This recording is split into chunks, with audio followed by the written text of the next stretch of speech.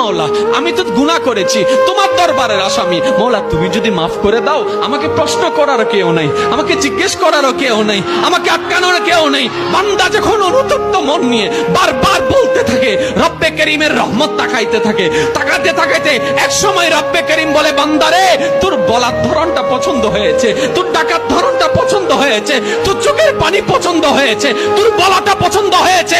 এবার মওলা বলে, আমি তোর সারা জীবনের কত গুনাহ করছিস? বান্দা বলে, মওলা 40,000 পার হয়ে গিয়েছে। কেউ বলে যে মওলা পাহাড় পরিমাণ হয়েছে, কেউ বলে যে মওলা আসমান পরিমাণ হয়েছে। এবার মওলা বলে যে আমি মাফ করে দিলাম, আমি মাফ করে দিলাম, আমি মাফ করে দিলাম, আমি মাফ করে দিলাম, আমি মাফ করে দিলাম, আমার বান্দাকে আমি মাফ করে দিলাম। ফেরেশতা বলে, মওলা এত বড় গুনাহগার, এত বড় আসামি, হাজার গুনাহগার, হাজারটা গুনাহ তওবা করেছে একবার, মাফ চেয়েছে একবার, তুমি মাফ করে দিলা, তুমি মাফ করে দিলা। রব্বে করিম বলে, মাফ করবো না তো কি করব?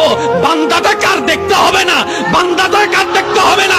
সে রহমানের কাছে মাফ চেয়ে যদি মাফ না পাই, তাহলে তো বিশ্বের কাছে মাথা নত হয়ে যাবে।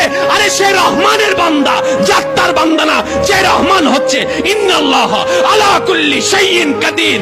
সুবহানাল্লাহ।